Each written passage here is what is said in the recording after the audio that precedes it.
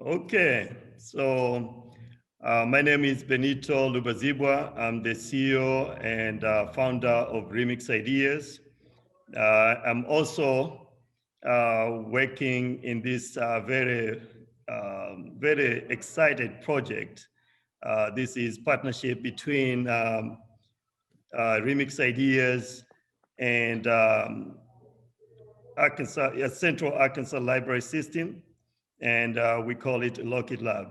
We are working at the intersection of equity and access, especially access in terms of access to resources and tools for under-resourced entrepreneurs to be able to start and run a successful business.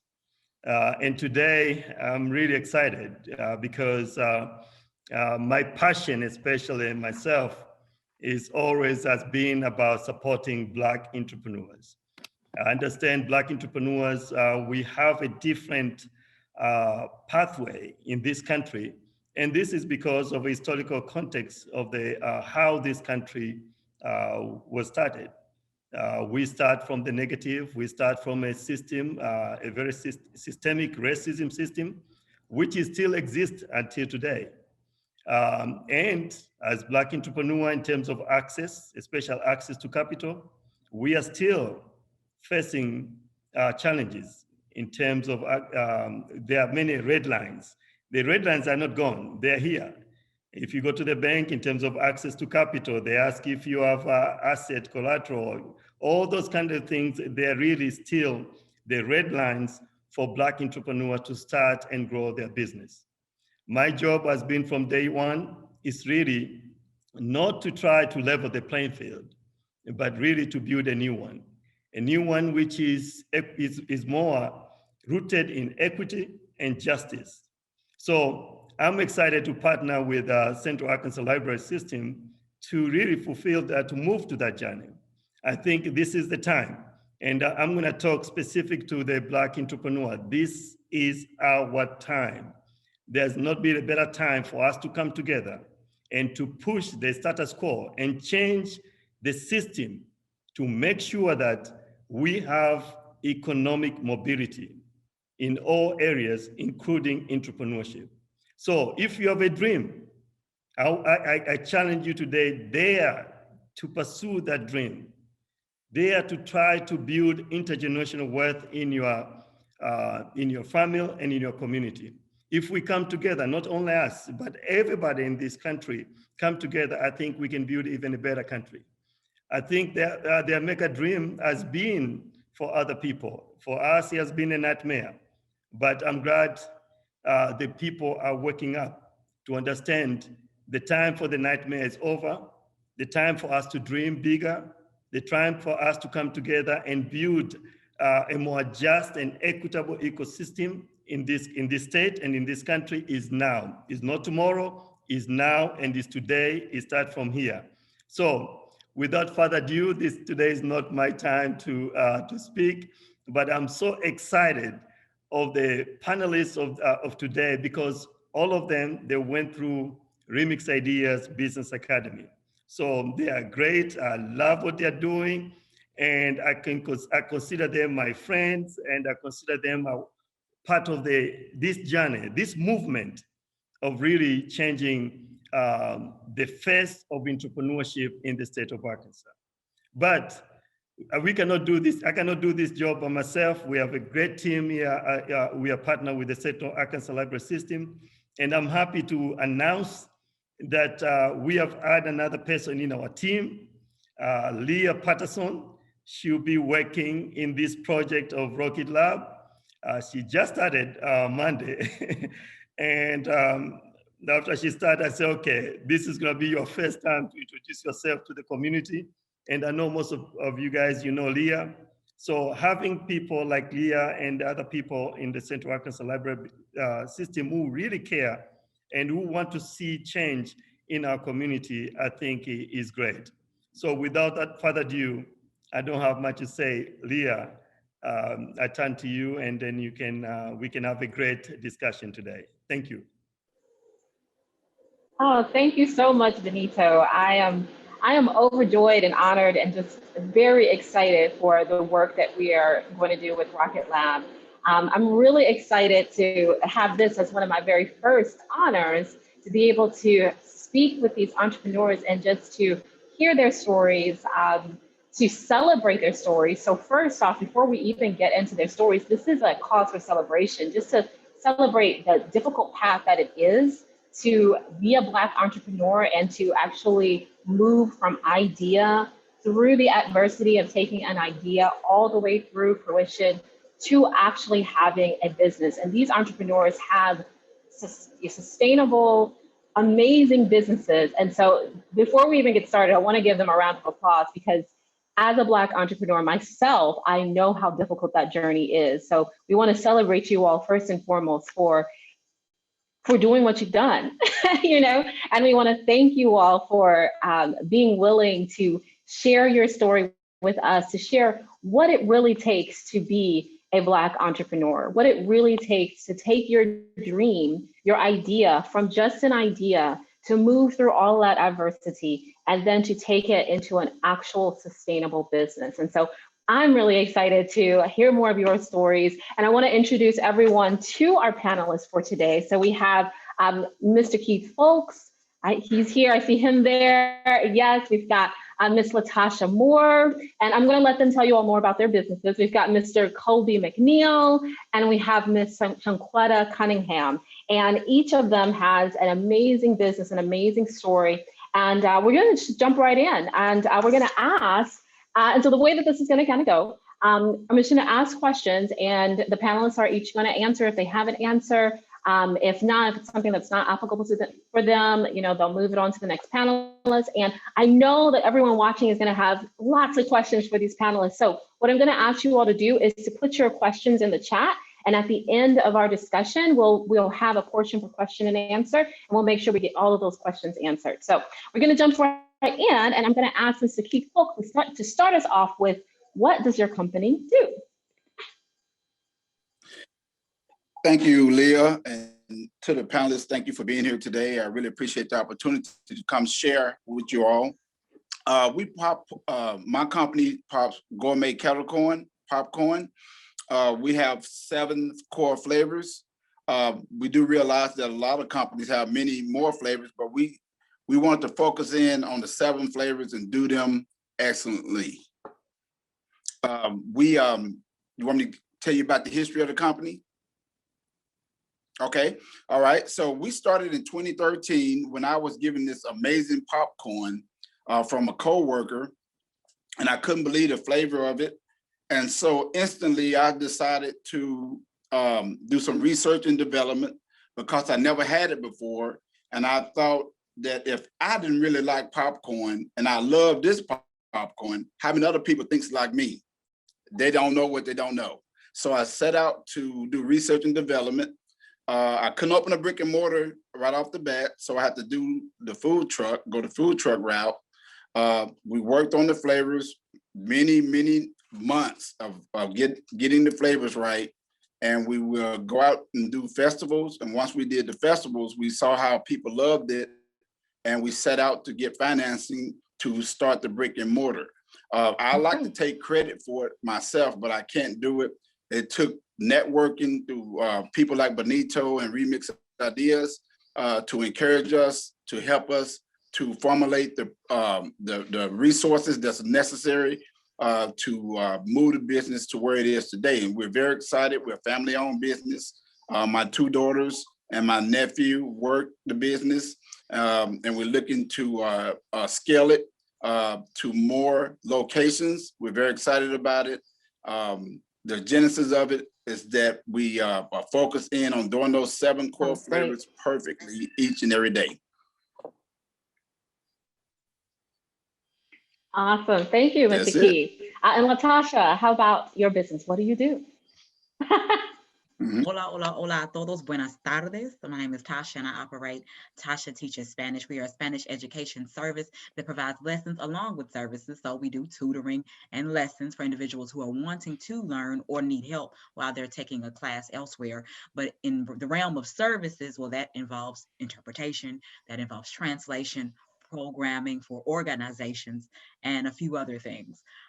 We started in 2018, so coming up on our 3rd year in business this June. And my or our business, because it's not just me anymore, is really a God fixed plan that started as a side hustle. I wasn't quite serious. I just needed some quick cash, and you know, the thought came, what could I do? I got the idea, I followed the idea, but it took me quite a while to envision what the company could be. I now have vision, thank God, and take myself and the business seriously. So that's just the origin story, or the surface at least. Oh, I love it. I can't wait to get more into your stories. Mr. Colby, how about your story? What does your company do? Hey everybody, Kobe McNeil. I own this.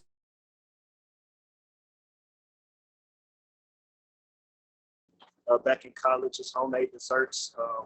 It came from a family. My granny taught me how to cook at a young age. I started in college specifically for the need of just money. I was a student athlete, so I wasn't able to get a job. So I just started it because of that. And going into my senior year, and once I started at the campus, really fell in love with the product. So I just wanted to take off from there. And now I'm a graduate from UAPB. At the moment, I'm cooking in AR Kitchen. We sell about seven flavors at the moment. We come up with new flavors about one every month. So yeah, that's pretty much it. Awesome. Well, we're going to learn more about all of that in the rest of our questioning, but let's get to Ms. Shankweta. And Shankweta, tell us, what does your company do? Hi, thank you all for having me on today. I'm Shankweta Cunningham, owner and operator of the Caris Group, where we are working with nonprofit and for-profit leaders to strategically provide services that maximize their organization's success. And so what that means in layman's terms, whether you have a grant that you need written, you have programs that you would like to scale and maximize for a community impact, whether you need professional development workshops, I'm the consultant and for you. And so with CARE, it started in 2014, had to regroup some things, and we'll get to talk about that, because in this process, you learn a lot what is not taught in textbooks.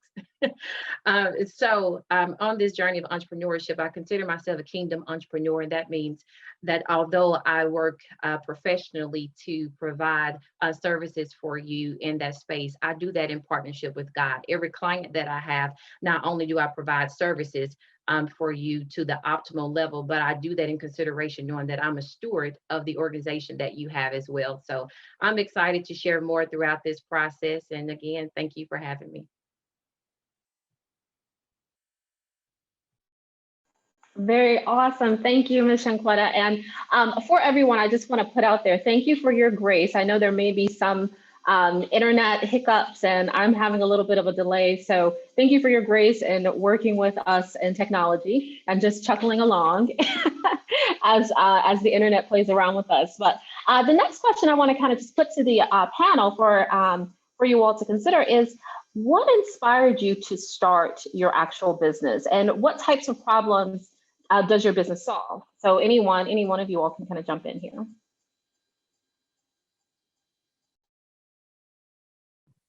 I'll take it.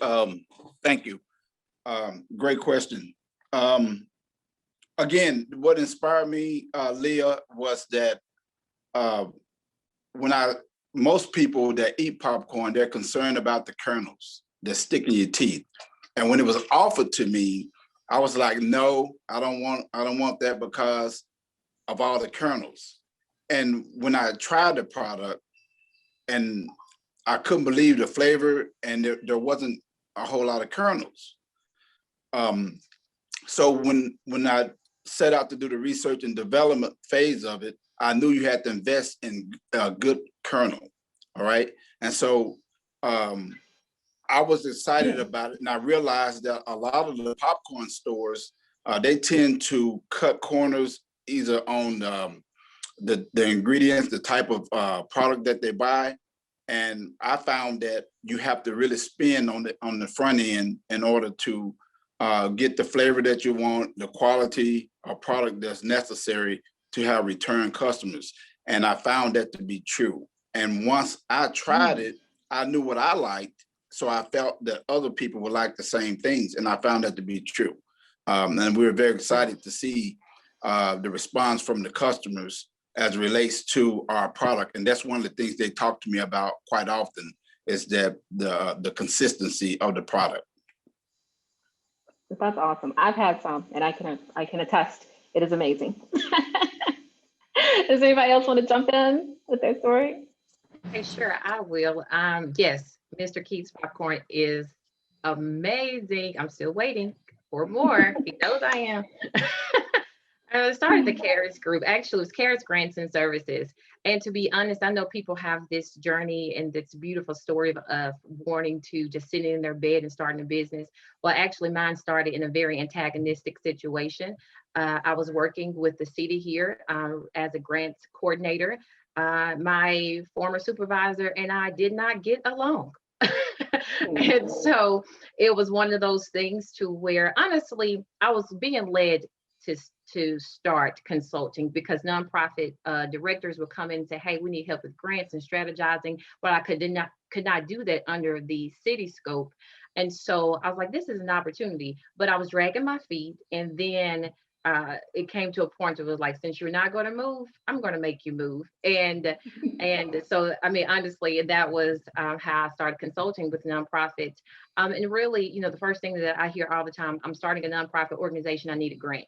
Well, actually, no, we need a board of directors. We need some training. We need a fundraising plan. We need a program schematic. And so that's what I help nonprofit organizations do. And now for-profit, just really developing that framework. So I figure I'm your first stop to the other entities such as Remix and all these other great entities in the state that are helping small businesses. But it's really getting that groundwork. And so honestly, that's how it really started. I didn't have, you know, like I always wanted to do this. I'm a poli-sci major. And so I've always wanted to, you know, be in government or the White House. And now that my sorority sister is in there, that makes that idea more tangible, right? And so, but yeah, that's how CARES started. That's awesome. It's a story of need. So, I mean, yeah, that's really great. I know I saw Colby, or Tasha, you're unmuted, so let's go ahead. Yes, ma'am. And so I'll address the problem that we saw first. We exist, and you all probably can't read that from there, but uniting communities through language. And so that's the initial goal or the big push. We have quite a bit of diversity here in Arkansas. Last census numbers I viewed were about 200,000. And that impacts everyone, whether you own a business or you work for a business. If you own the business, you're going to have a Spanish-speaking client at some point. Whether you're employed by the business, you're going to have a Spanish-speaking customer at some point. And then that just trickles down to our churches. Our schools, our children are going to school with Spanish speakers. We're going to church with Spanish speakers. And so there is a lot of opportunity to come together, but a high need as well, especially with the large amount of disunity throughout the nation now, and it's been that way for a while. So that's the primary goal, is to unite people through language. Number two, though, is that we're here for people who believe learning another language is not for them, that they cannot do it. It's very common, especially in the Black community, because we don't see ourselves learning other languages. We don't see ourselves in foreign language classes. You know, you take your 2 years in high school and you get out. And if you're required to in college, you take your 2 years in college. But if you ever go past the basic 2 years, you're 3 and 4, you start to notice you're the only melanated person in the room.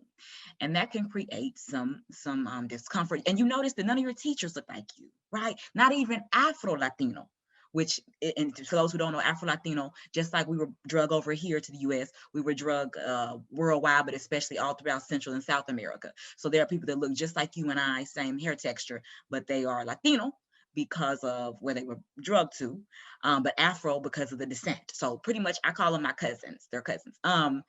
So, you know, you won't even see an Afro-Latino teacher, you won't see an African-American teacher. So you just start to think, do I belong here? You know, And even beyond that, whether whatever ethnic group you're from, it can be intimidating. You think, oh, I can't do it. It's not for me. And so we're here to break it down in the best way possible and let people know that, look, learning a language is for everybody and it is doable. But a lot of it is on you. How serious are you? How ready are you to commit and put it in your life? Origin story, I already mentioned it a little, but to go a bit deeper, I was at home in 2018, pregnant with my first son.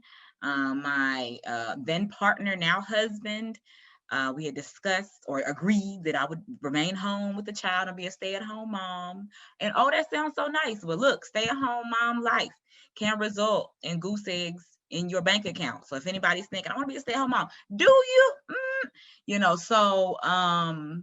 Got the divine idea one day to put on Facebook that I would teach Spanish lessons, random. And to that thought, I said, who cares? I'm so special. Wow, I speak Spanish. But I listened anyway to the divine thought and went on Canva, made an ugly flyer. Look, if anybody needs some tips, trust Canva. You're not a graphic designer. That's why Canva exists, okay? So obey Canva. Don't think you know what you're doing. Canva made it. Just put your information in there. I thought I knew what I was doing. My flyer was very ugly. I didn't trust Canva. So I went on there, made an ugly flyer and put on my personal page that I would teach. And that day I had 40 shares and 100 likes. And that made me realize there was a market. And this was a thing. I could do this. Not saying I was serious even then, but that's the beginning. Oh, okay. So many gems in your origin story. So many things I was over here co-signing, but I mean, it's the Canva and all of that. But yeah, but just the basic need, and it's so true. I think it's amazing what you're doing. So, and Colby, last but not least, tell us about your business and how you got started. So yeah, like I said, I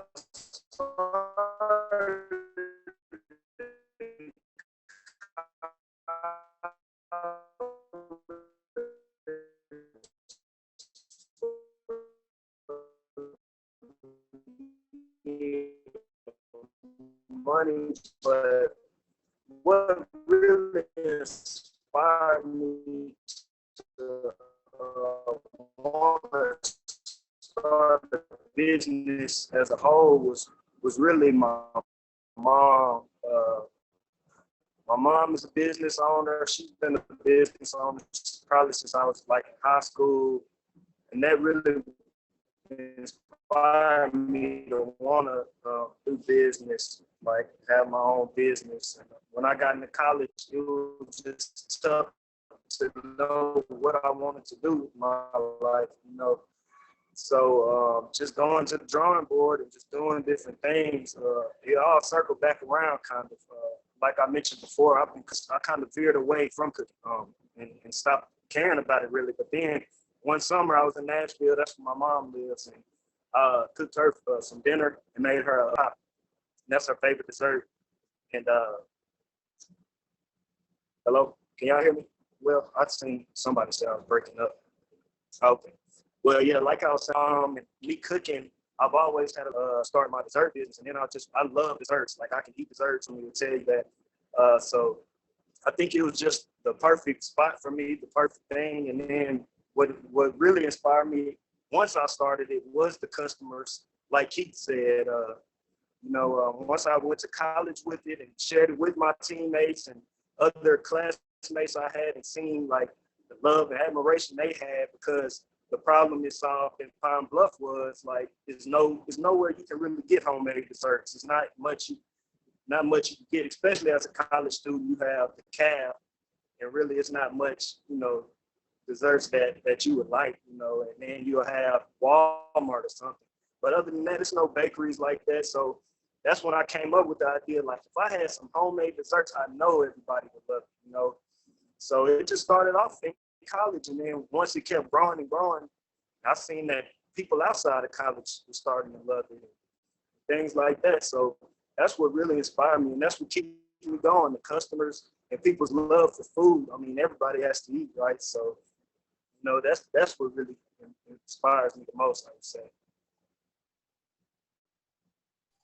Very, very cool. I love all of you all's stories because your businesses are so diverse. And the next question I have is kind of a two-part question. Because I myself, as an entrepreneur, I know kind of how you all shared that, or some of you shared, where it's like your initial customers kind of kept you going. But sometimes that initial customer kind of changes. And so kind of the twofold question is, how did you all take your initial idea, your prototype, that idea to launching it? Did it change along the way? And how did you determine who your actual ideal customer is, like who your audience might be for this product? Because a lot of business owners, especially new business owners, kind of stumble through this part of like identifying their ideal or who their audience is, and taking that idea, that prototype, actually to launch. So does anybody want to jump in with that? Yes, ma'am. I'll start off. I mean, can you repeat the beginning of that again? Because I got the end of how you kind of found. Is it how you find your ideal client, or how you think about them and how you market it? Is that it? So you're right. They can be two really big questions. So the first question was really how that idea and move it to launch. Like, how did you take your idea? Like, so for you, you said, I'm gonna teach you Spanish, these Spanish lessons. Oh, wow, people really like them. But then to actually launching it as a actual business, to where you were taking it seriously. And then coupled with that question also is, how did you determine who your actual audience was gonna be? Because a lot of times who you think your audience is gonna be when you start out is not necessarily who your audience ends up being. Amen. Okay, well, I guess I'll merge the two in one and generically say both processes for me were random. I was flying by the seat of my pants, whatever the term is. Like I said, I had a side hustle mentality. That's the thing about it. It's the difference between having a side hustle and a business. There's the difference between having a side hustle mentality and a business mentality. And so I stayed probably like 2 years in side hustle mentality. So what does that mean? I think of something, try it. Think of something, try it. Boom, boom, boom. Just here, there, everywhere, not thinking about who is this specifically for? What's a good time of year to do this particular program?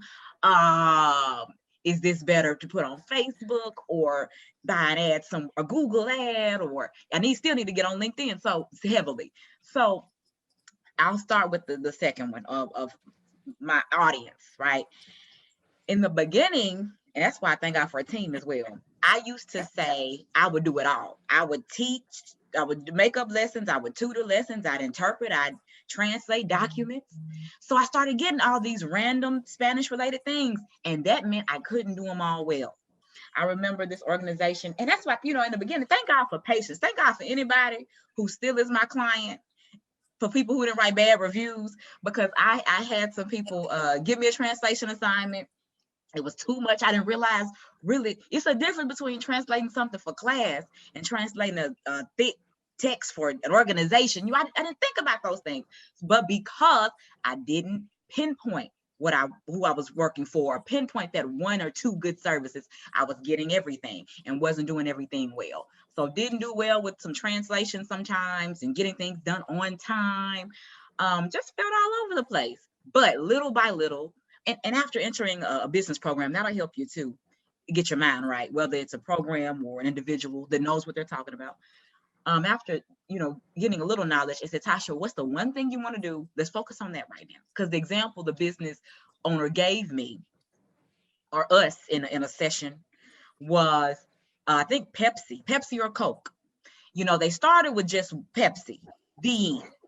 They rolled out Pepsi for, 25, 50 years. Then they added Pepsi this and Pepsi that and all the variations. But they stuck with that one product until they perfected their marketing strategy and everything else, So that it clicked. Tasha, what's the one out of all this stuff you say you want to do? What will you do well and what do you enjoy? And that was the teaching and tutoring aspect. So I stuck with that, hunkered down, left the translation interpretation alone, for the most part. And found that even in teaching, okay, do I want to teach children mostly or adults mostly? Do I want to work with advanced Spanish speakers or not? And so I had to learn even through that. It came down to I specialize. I'll work with any of those levels, but I specialize in beginner learners, whether that's the child or an adult, because those are similar processes to get them where they need to be. So that's after all that, you know, going down from 4 services to 1, going down from in that 1 service, who do I want to work with it within that umbrella? That took some time. And then Leah, I forgot part 1 because I was talking so much. That's okay. That was the second part of the question. What was the first part again? The first part of the question was about taking that idea and from an idea, from the prototype all the way to the launch, which you kind of, you know, you've kind of spoken about a little bit. But. Okay, well, I just to be a little more specific in that area. Once again, that was a little less random. I was a little better there, I guess. But putting it up on Facebook within that month or so, realizing, okay, you at least need a Facebook business page, you know. That was like month 1 or month 2, and running that for like a year or 2. From the beginning, I didn't even think I needed a website. I'm like, who needs a website? Who cares about websites? Nobody really uses them. If somebody's serious, that, you know, not serious, they want to see what I do, just go to Facebook. But it does add some professionalism. But it came through step by step, seeing what I needed. So that Facebook business page. Number 2, seeing I needed that knowledge. That's one thing with any idea you have. What'll carry it from idea to success is business knowledge. There's a difference in having knowledge in the skill you have and knowledge in actually making it a business. So early on, I would recommend diving into a program like the Remix Ideas program that I participated in. And now so much is free, guys. There's so many free little community resources, you know, that'll help take your idea to reality. The end. I've talked enough. Thank you, Latasha. That was very rich. It was so many gems in there. Does anybody else want to chime in? And I can repeat the question so that you all can remember it, but it's kind of twofold. One, how did you take your idea, your prototype idea, and move it to the launch? And then how did you determine your actual audience, you know, who this product is for? So thank you. That was indeed a lot of gems that Tasha shared. And so just to add to that, I would say one of the things that as entrepreneurs, we can get so bogged down with trying to make everything perfect starting out. And I have learned to be committed to the vision of the business, but be flexible on the details. In this journey of entrepreneurship, we are learning, and you're going to keep refining even for the ideal customer. So at the beginning, work with nonprofits, I was like, well, every nonprofit leader is my customer, right? Well, because this is a philanthropic space, most people think that since you service nonprofits, that your business is nonprofit. And so, you know, it was a gap in wanting to pay for their services. So that was a learning tool that I had to learn, that every nonprofit, and even if you have a dream, and even if you sat in your prayer closet and God gave you that you're still not my ideal customer if you are not willing to pay. You know, we just have to really have some honest conversations about consultants, because without having a tangible product, my field gets a lot of scrutiny. You know, people want to figure out how much, you know, well, I don't think you're worth that much an hour. And, you know, and so it was a lot of teachable moments as a consultant. And so refining that and figuring out who is my ideal customer, and realizing that not all money is good money, because peace surpasses that dollar. And so these are things, if you're an entrepreneur, that you begin to learn. But going through programs, as Tasha said, like Remix, and there are some other great entities in the state that helps you refine that, so you do have a business model. Because one thing as a culture that we have not had the privilege to have is really learning that business language. And to know that even though we have great ideas, we do need to be able to market those ideas to more than our sisters and brothers. And so that's why these type of forums are great, that we can hold on to our culture, but we need to learn how to be things to all men. And so we need to be able to relate to various customers, but understand that business is as business does.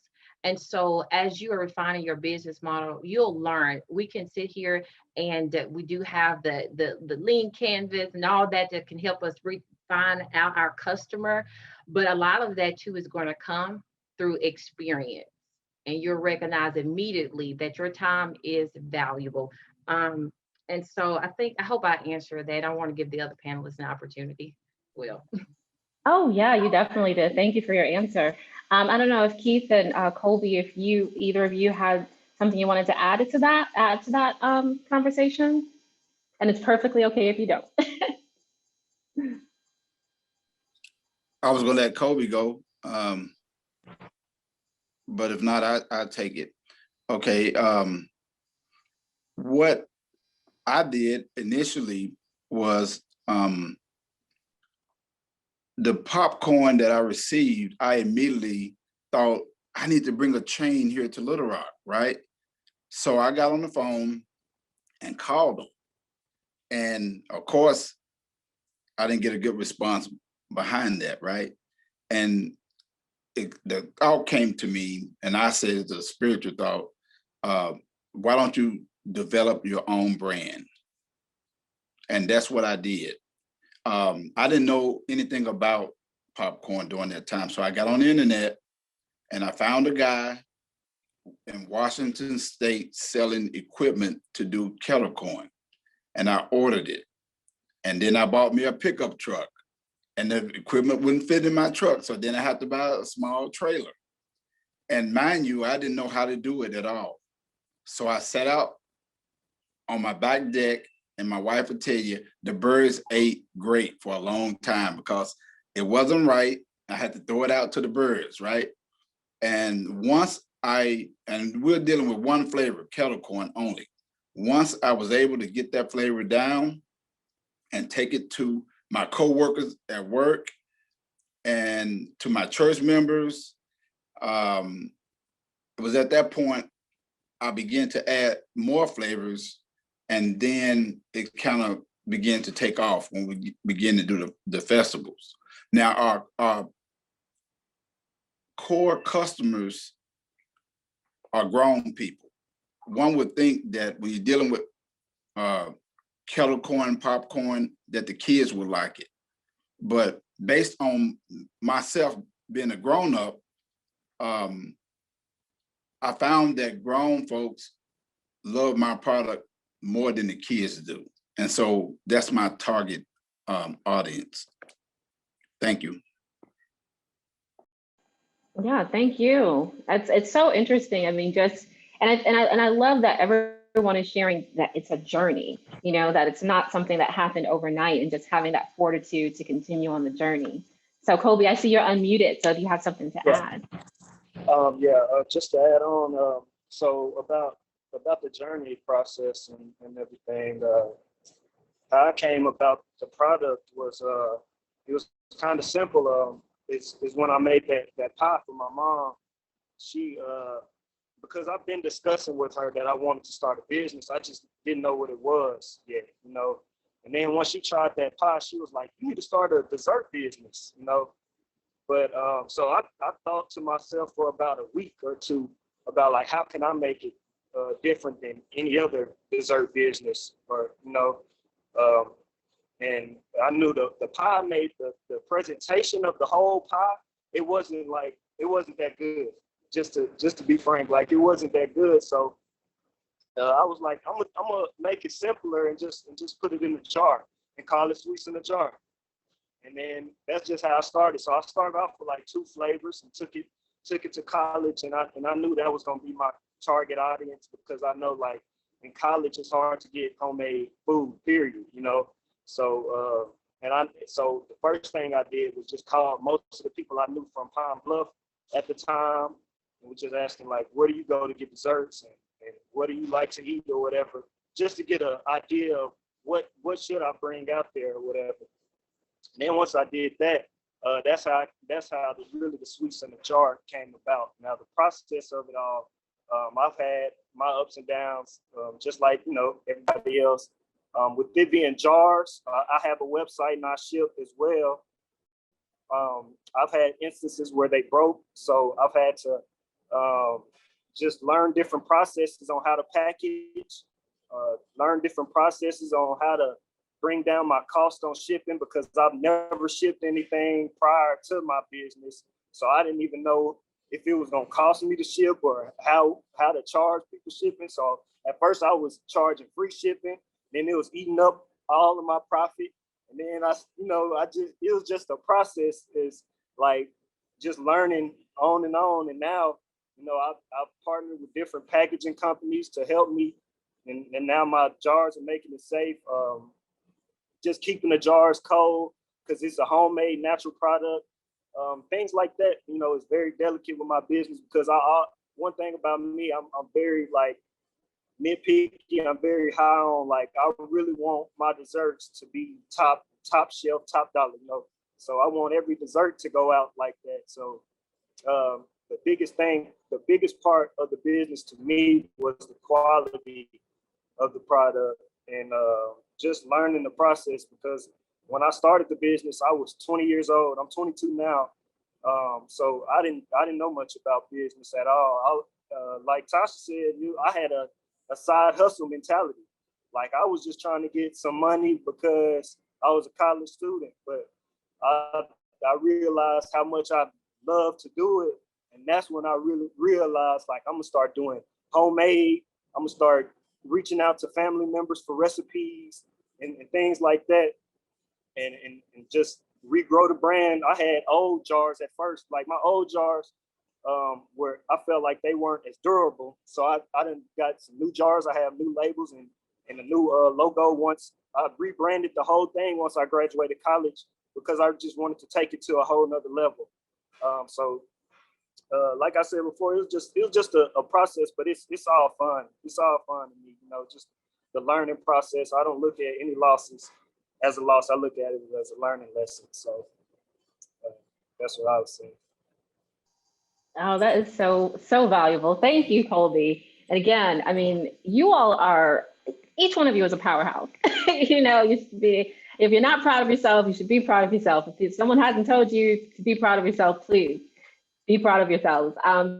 This leads to the next question, though. In being a powerhouse, oftentimes we think that we have to do it all. Tasha, Latasha, you kind of spoke to that a little bit. And so I'm wondering, do you all have teams? And who's on your team, if so, and how did you develop that team? I think that's something as an entrepreneur, it is a next step in evolution to realize that you do need a team. I'm wondering who wants to chime in on that. So I will start. Yes, I know what it is to be in the journey of a solopreneur. All too well. More so, as I started, the business started off as carriers, grants, and services. And it wasn't until the last year and a half that the pivot has been made to the carriers group, building a team of consultants, because you cannot do it all.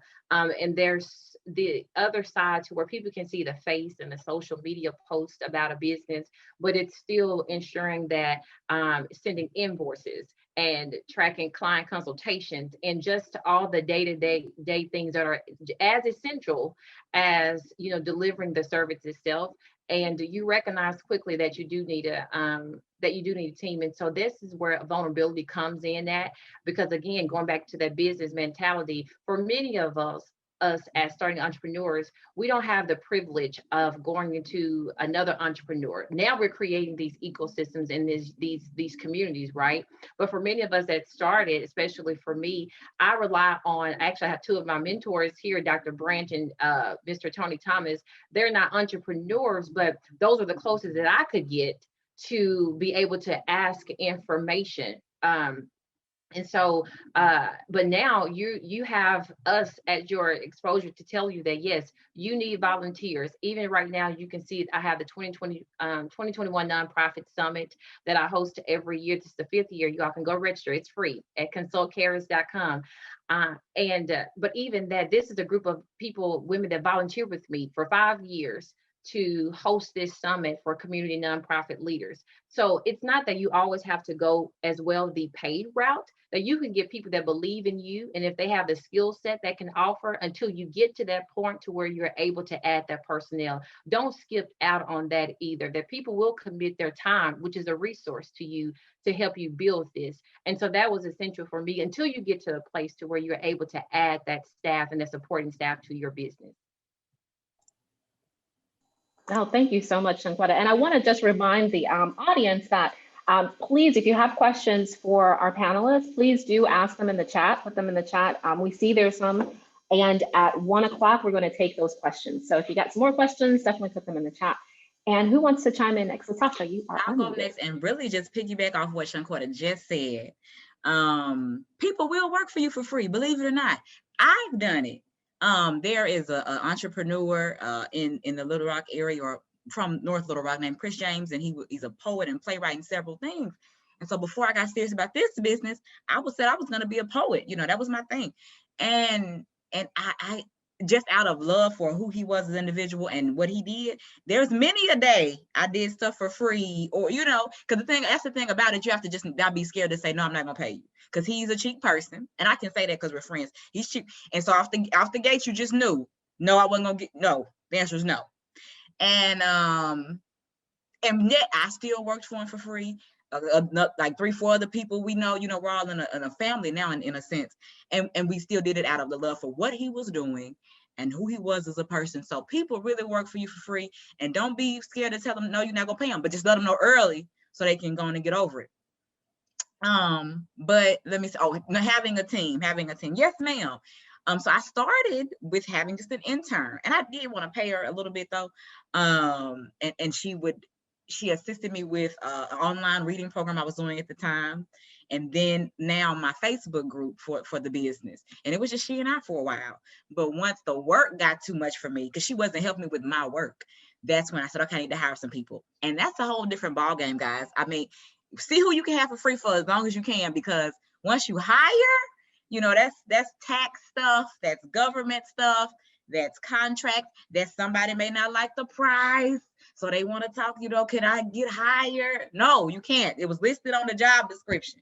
You know, so having employees is a blessing, because it will reduce the workload, but it's a burden on the other hand, because you go from just being the service provider to now your quality management, making sure the people they're serving are satisfied. Now all of a sudden you're a trainer. You have to train them on the way in which you want to carry out your business. You know, now you're like 5 people.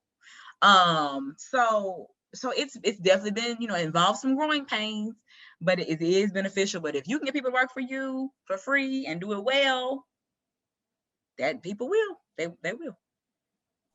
Awesome. Go that route first, huh? That's the takeaway. So, Colby or Keith, either of you have anything to add to this conversation?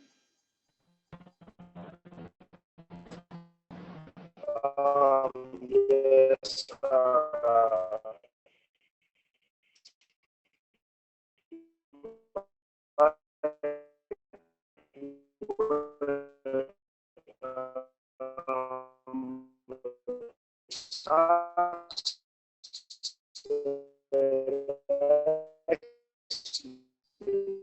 Colby, I'm not sure if it's just me, but I'm having a hard time actually hearing you.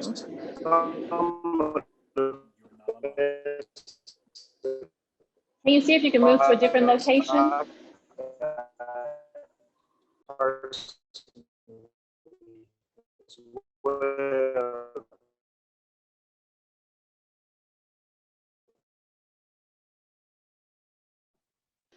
Okay, looks like we lost Colby altogether. So Keith, can you chime in? Hopefully Colby will come back. Okay, you're talking about assembling a team. I was a team for a long time. Initially, startup. There were many days when it would be raining, and I had a site that I typically set up at when I was working. I'm still working the full-time job, but I'm off on leave up until this time next year, which give me an opportunity to get the company going, and I won't have to go back to that job. I'm not looking to go back. But I can tell you there were many days when I knew I wasn't going to make any money, but I felt like I needed to show up because somebody was going to be looking for me to be there, and I would go. And it would be cold, it'd be raining, but I would show. But once we opened the doors, I never really had the luxury of not having anyone on my team that I didn't pay. again, we started with my two daughters and my nephew. Sean was always with me from a young age, from high school years, when we did events. And so when we started the store, they all got paid, except for me. I'm still not getting paid. We just finished a huge order of 3,400 bags to Baptist Health. And I noticed that I didn't have to call. And what they did was they wanted to reduce the time that we initially agreed to, and then they added 200 more bags, right? And we accepted that challenge. And I didn't have to call. When my mother came up to the store and my sister came up to the store and they seen how we were working, trying to get this order done, they just jumped in. They jumped in and they helped us to get this order out, even my son-in-law as well. I never put out a call because I knew that the staff we had could deliver, and we were able to get the order out on time. Again, when you're talking about getting a team together, I've had always pay, and I don't have a problem. That's the best part for me. It's kind of crazy, but for me, the best part of this job or this company is for me to pay them. I get more joy out of that than anything, to give my kids a decent wage and my nephew so they don't have to struggle. That's the part that I like the most, because I worked for 31 years at a major airline, and I have my retirement set, right? And so this helps not only myself, but it helps my family, and it helps Black people as a whole, because I notice even when our people come into the store and they see that it's Black owned, it's like they own it. And that's the best part. That, and then paying my family members. I enjoy paying them. So I hope I answered it. Yes, I love that. I'm inspired, definitely. And Colby, you're back. So let's see. You were telling us something super important, so we want to hear it. Yes. So I was saying, my business has a lot of moving parts. And starting out, my mom gave me some great advice and said, get as much free help as you can get. So get your brother and sister and tell them to help you. You know, so that's exactly what I did. So anytime I have a bunch of jars I need labeling, I got them on my side, and they'll help me, and things like that. And my mom, she's a big help as well with my content that I post and things like that. I just, for the most part, I like paying attention to the flavors and the cooking aspect of it. But I also like working on the business as well.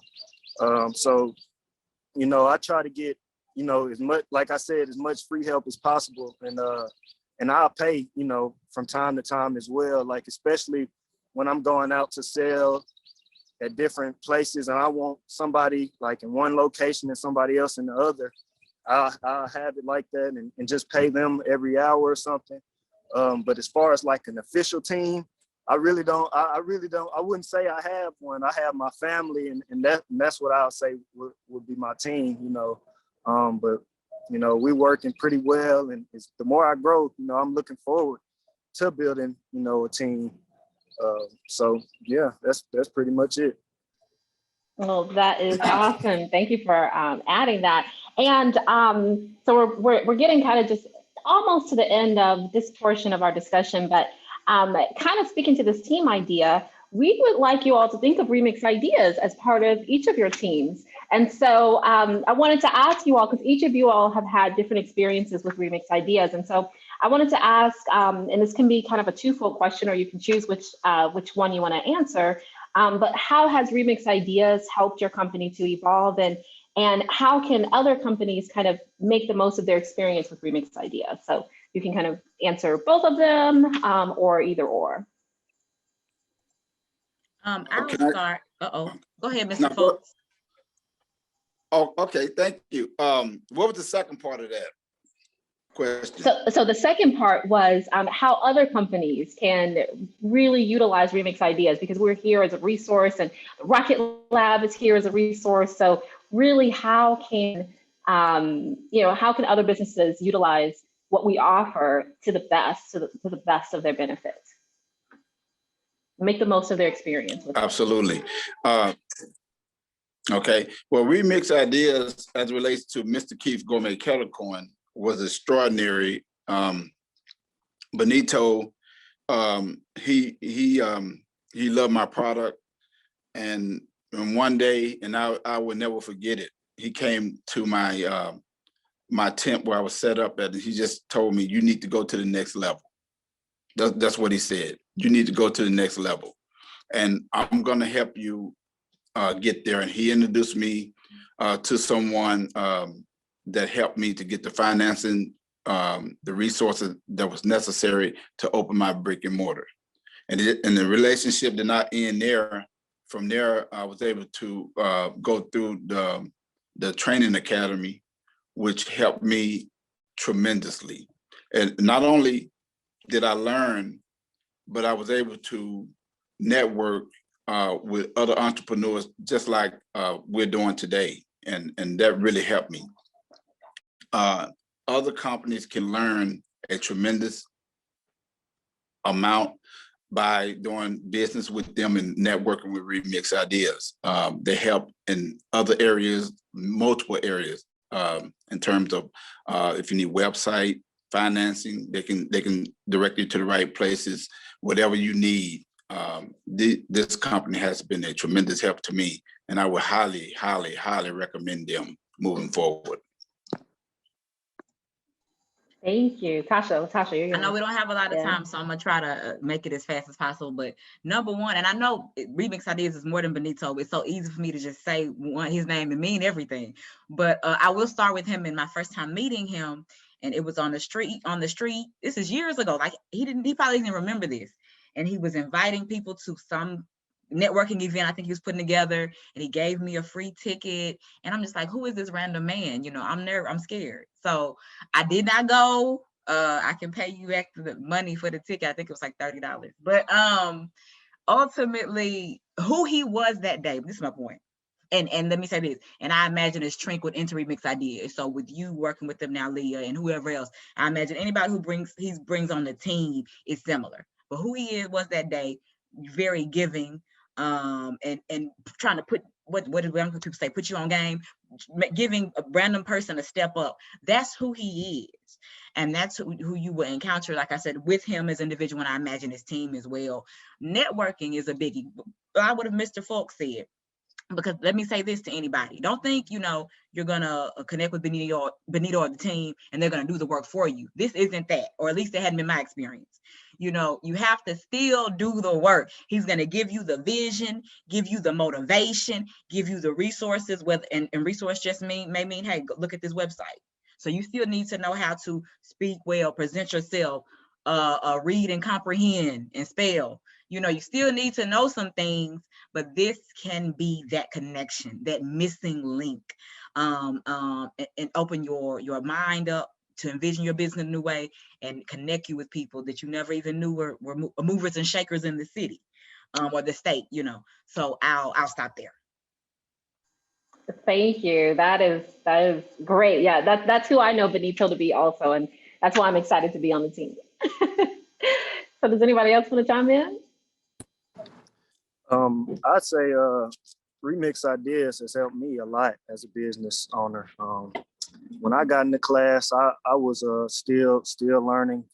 I haven't rebranded yet, and I would say Benito, he's helped me probably more than he even knows, as far as like the resources he's been able to get help me with. Like everybody else was saying, like when I made my new website, when I tried to upgrade my website, he knew somebody who could help me with that. It's like he knows somebody for everything you need, and he's like that safety net, and it's just good to have. And with the networking, and there's a lot of things that I've learned in the class that I still use today.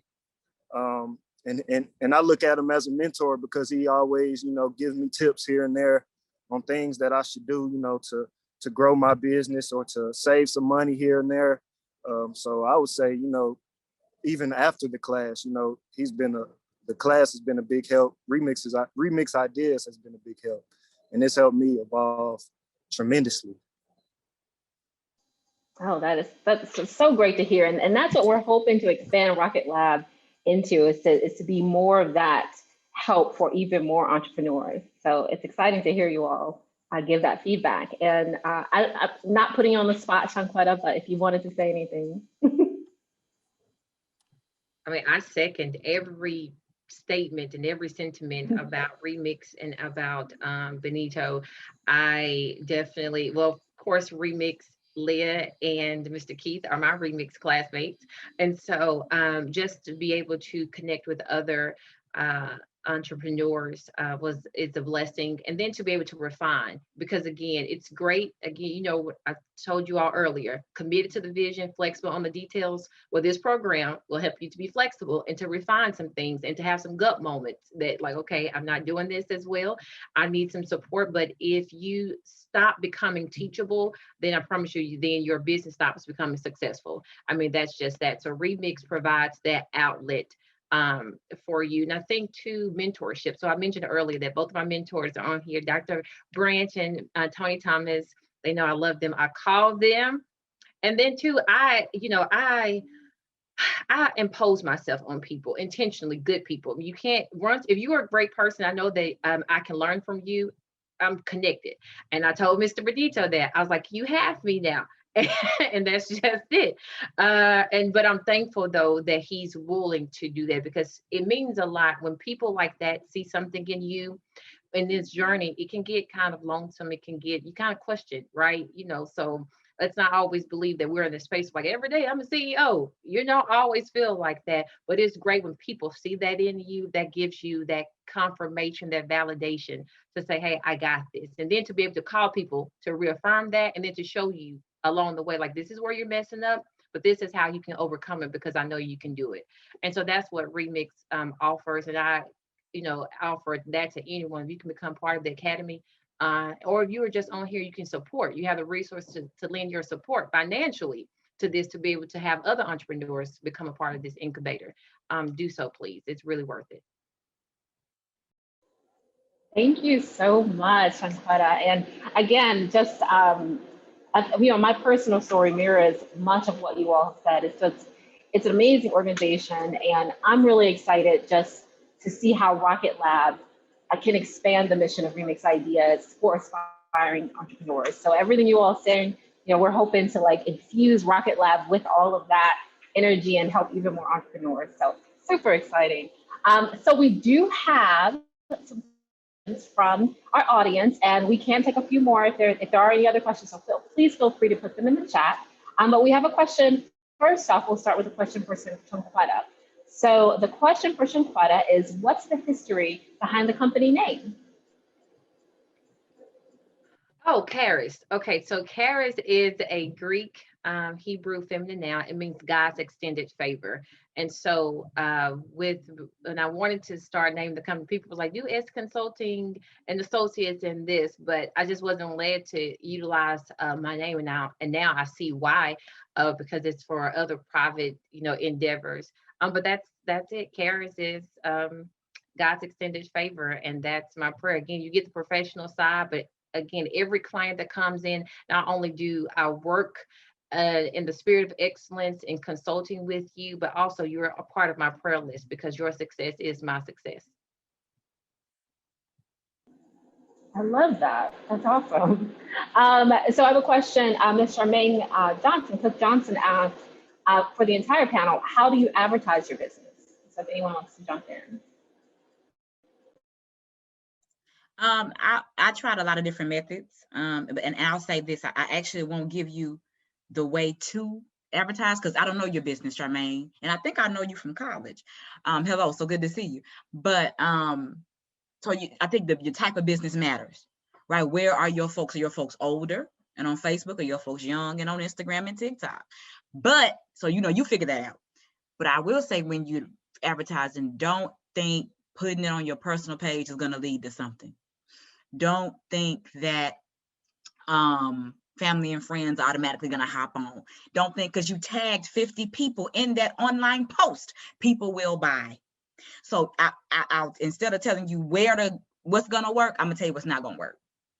And that's not it. So, find your market and what they like, their age. That'll help you know which platform. But don't think family and friends are running to you. Don't think sharing your post. Don't think worrying people is going to work, right? And you'll figure it out.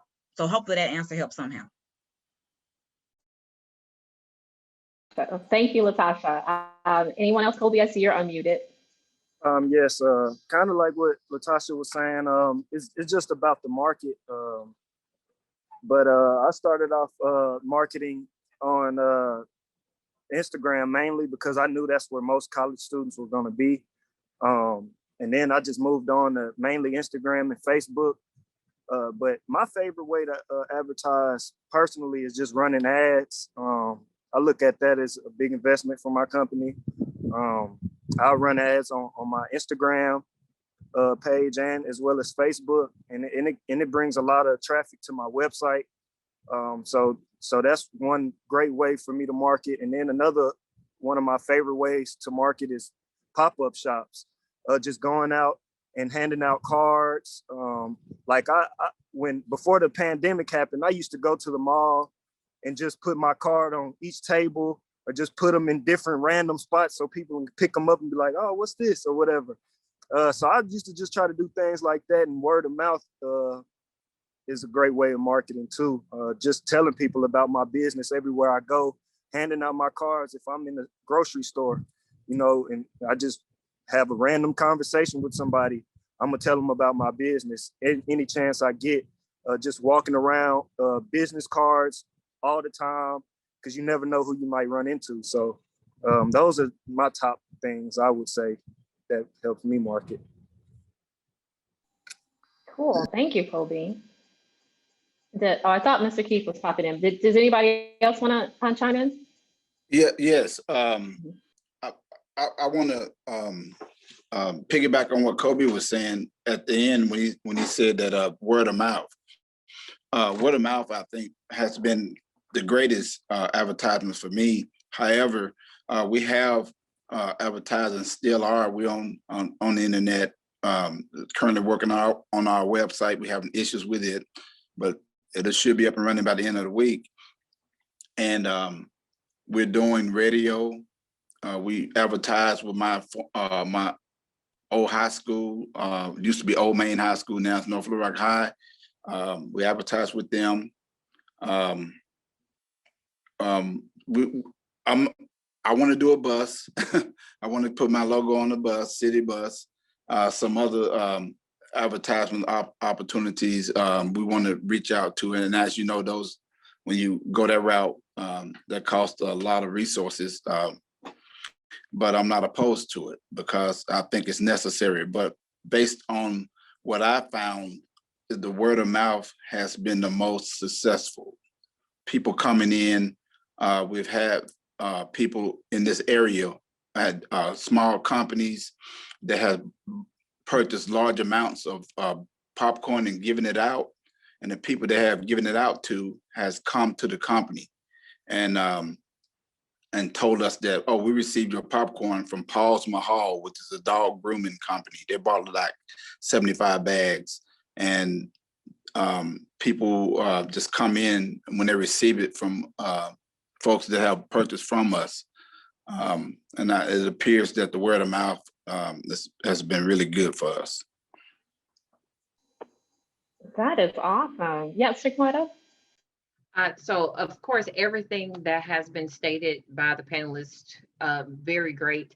And I know for me as a service-based business, you have to figure that this was the lane that I had to figure out. Again, mentorship matters because, I can't have like this ooey gooey popcorn listed on my business page and people are compelled just like, oh, mine is nonprofit consulting. Yay, right? And so, you have to figure out how that advertising works for service-based businesses because that is, that lends itself differently.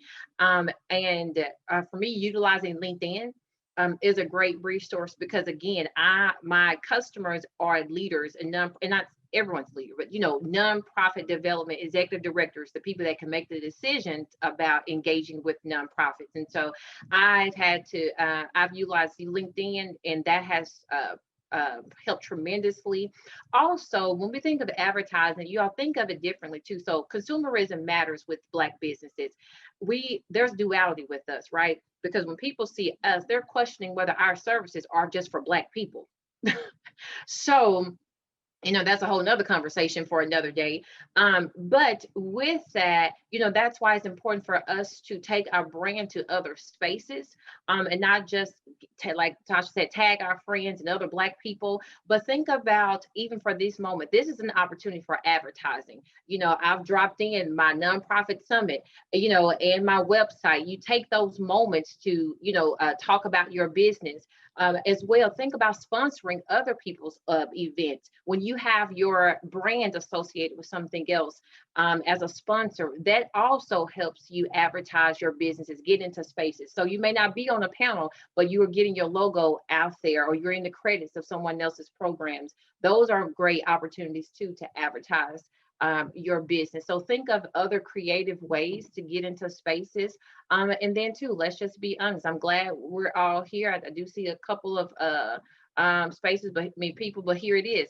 Black businesses, we have to also, philanthropy is our language, right? We have been giving back to this nation. We built this nation. We've been giving, whether it's voluntarily or involuntarily, since the inception of the United States. But people do not know.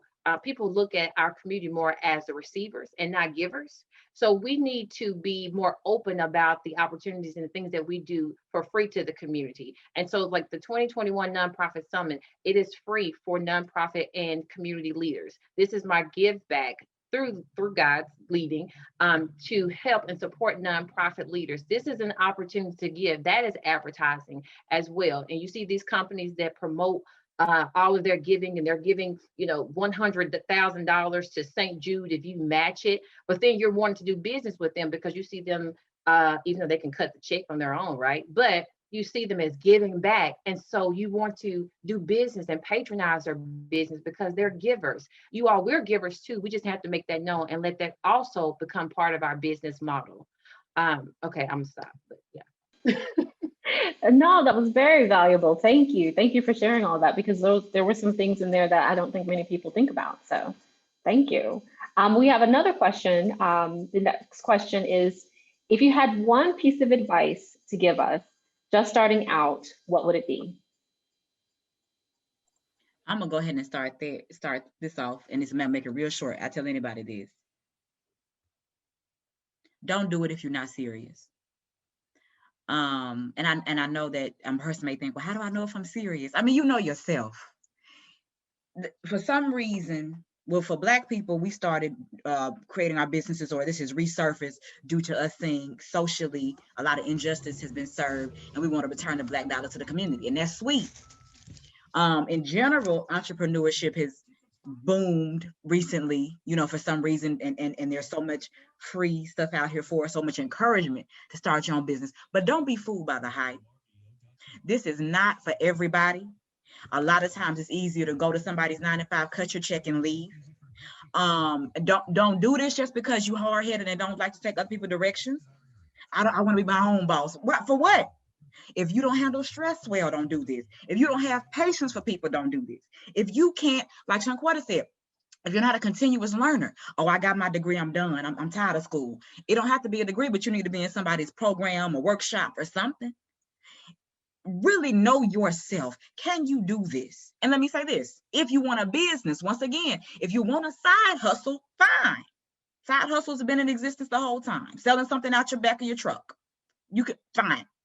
But if you want to be a business, you want to step it up, don't do this if you're not serious, if you don't have what it takes. And you know yourself, or you can ask some people around you that won't lie. Think on this. This isn't easy work. It sounds fun. You get some accolades, you get some shine. It's stressful. And it can have you on the corner scratching, asking for change if you let it stress you out enough. So I'm done. It's real. Thank you, Latasha. Anybody else want to chime in on that? Yeah, just to add to that, I would also say stay persistent.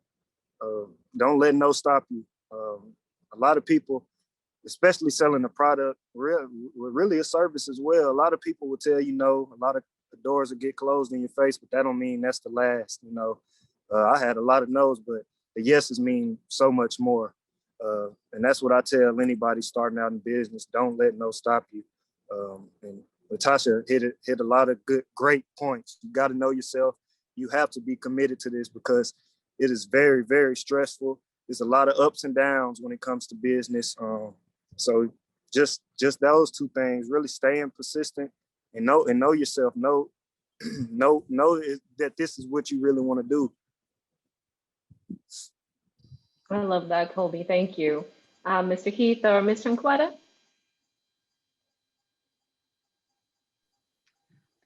Yeah, again, great nuggets. And I would add, get you a system in place as well, as early as possible. Even when it comes down to scheduling your posts, your content, and sometimes you don't make all those deadlines, right? Like, let's just take, for instance, again, this Kingdom Entrepreneurship. And the reason with that, I started Carriage too, because I am a mother of 5. And well, I wasn't 5, then it was only 2. But there was an intentionality that a 9 to 5 cannot allow me to go to birthday parties and Valentine's Day parties and Christmas parties and all that. So entrepreneurship was a route to where I could control my schedule enough so that I can ensure that my priorities remain my priorities. And so with that, I've had to learn, because now I'm 5 for my children are virtual. And so getting systems in place will help you, so you can know when to schedule your post. When are you going to contact clients? We cannot look at our emails 1,000 times a day. So I try to do 3 opportune times, to respond back and forth to emails. Sometimes I break that, right? But at least I know I have something to get back to. Every Wednesday, I try to do a Carriage post. It didn't happen today because I was like, I'm preparing for here with my newsletter. And so, but we'll get it, going. And there's some other things that the team, we have to work on for the summit. And so, but at least, you have that system. And so, given with your newsletter, when you're going to post, when you're going to have time to even just sit. And so you also need time, I would tell you, as an entrepreneur, to just be able to sit with yourself, have a meeting with yourself, look over your calendar, look over what you have to do, and be honest with yourself. I missed the follow-up call with this client. I need to go back to this client. Like, you have to, so sit with yourself as well. So I would say systems, so we can discipline our time more. And again, that's a transition. Those happens. Those things happen, and you're hit and misses. But at least develop those systems. And then too, I would say sit with yourself as an entrepreneur. And before you have a team meeting, have a team meeting with yourself. Wow. Thank you. Yeah, thank you. Go ahead, Mr. Keith. I really enjoyed this session. I'm learning a tremendous amount, and I really appreciate the panel. For me, I would say that it's about knowing yourself. That's true. I really appreciate that, because I found that being a leader, a business owner, is a lonely business sometimes. You don't know the times that I had to drive over to Memphis to pick up products because they didn't have it here local. The stress of even having the product consistent, or when my daughter mess up $100 worth of product, or when I mess up $100 worth of product. I've done it, and I'm like, you have to pay attention. And so I would say to the folks that are listening, know yourself, be consistent with whatever you're doing. Don't let anyone define you. Don't do it. Again, I work for a major airline. I'm still employed there. I make the decision now if I want to go back to work or not, and I'm grateful for that. But they told me that I could not be a supervisor. That's what they told me. I'm still working in an entry-level job for them. But a person that they told could not supervise, open up their own business, and I have 3 people I'm supervising. So who's right and who's wrong. So I would tell folks, believe in yourself, be consistent, be prayerful, and it'll work for you. Oh gosh, I love that, Mr. Keith. We actually had a question for you. Is it possible to buy Mr. Keith's popcorn online? I am absolutely, my site should have been up. The person that helped build the site developed COVID. I'm working on the site. You can call, we can ship it to you. Just like Kobe said, Kobe, I really appreciate your thoughts on shipping. I myself, I have issues with shipping, and I'm learning about shipping. But yes, you will be able to do that. And we're going to scale the business too. We're going to make news on your show, Leah. We're going to scale this business to offer Italian ice in the store. Did you see my face? Hot. I got excited about that. Yeah, that's going to be awesome. So we're excited about it. And just once you get into the business, there's other opportunities that you can see, that you can get into. And that's what excites me about it. That's so exciting. Thank you. We did have one question about accessing the recordings, and we will be working on getting the content added online, so it will be available. We do have to do a little bit of editing, but it'll be uploaded to YouTube. And as soon as it's uploaded to YouTube, we'll make sure that we spread the word so that everyone knows that it's available. I want to ask, I think we have time for one more question, and it was a really great question. Let me scroll back to see it. And so we just have to give some really quick, short answers, but what about professionalism on social media? Can we multitask the two, or is there such a thing as the work-life balance? So if we can get some really quick answers to that, and that's a big question, but I just thought it was so good, I didn't want to miss the opportunity to ask it.